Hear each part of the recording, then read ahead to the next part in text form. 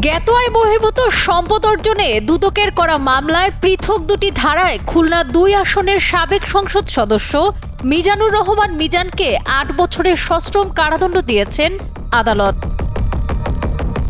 বৃহস্পতিবার ঢাকার বিশেষ জজ আদালত ৩-এর বিচারক মোহাম্মদ আবু তাহেরের রায় ঘোষণা করেন। রায়ে দুর্নীতি দমন কমিশন আইনের ২০০৪-এর ২৬-এর ২ ধারায় তাকে ৩ বছরের সশ্রম কারাদণ্ড, ২০,০০০ টাকা অর্থদণ্ড, অনাদায়ে আরও ৩ মাসের কারাদণ্ড দেয়া হয়। অপর ধারা ২৭-এর ১ অনুযায়ী ৫ বছরের কারাদণ্ডের পাশাপাশি ৩০,০০০ টাকা অর্থদণ্ড, অনাদায়ে আরও ৩ মাসের কারাদণ্ড দেয়া হয়েছে। তবে ২ ধারার সাজা একত্রে চলবে বলে বিচারক রায়ে উল্লেখ করেন। সেক্ষেত্রে তার সর্বোচ্চ ৫ বছরের সাজা ভোগ করতে হবে বলে জানিয়েছেন আসামি পক্ষের আইনজীবী।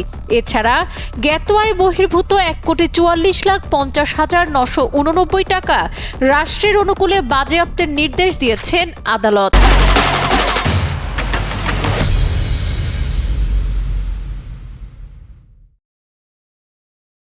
খুলনা ২ আসনের সাবেক সংসদ সদস্য, ওনার বিরুদ্ধে ২০০৯ সাল থেকে ১৯/১১/২০১৮ তারিখ পর্যন্ত দুর্নীতি দমন কমিশন আইন ২০০৪ এর ২৬-এর ২ ধারায় মামলার অভিযোগকারী হল মোহাম্মদ মঞ্জুর মোর্শেদ, পরিচালক দুর্নীতি দমন কমিশন।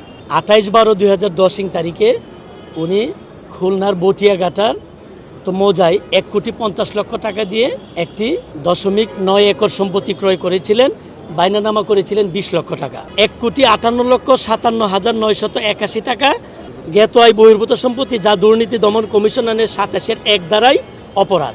দুর্নীতি দমন কমিশন ২০০৪-এর ২৬-২ ধারায় ওনাকে ৩ বছর সশ্রম কারাদণ্ড ও ২০,০০০ টাকা অর্থদণ্ড, অনাদায়ে ৩ মাস কারাদণ্ড। একই আইনের ২৭-এর ১ ধারায় ৫ বছরের সশ্রম কারাদণ্ড, ৩০,০০০ টাকা অর্থদণ্ড, অনাদায়ে আরও ৩ মাস।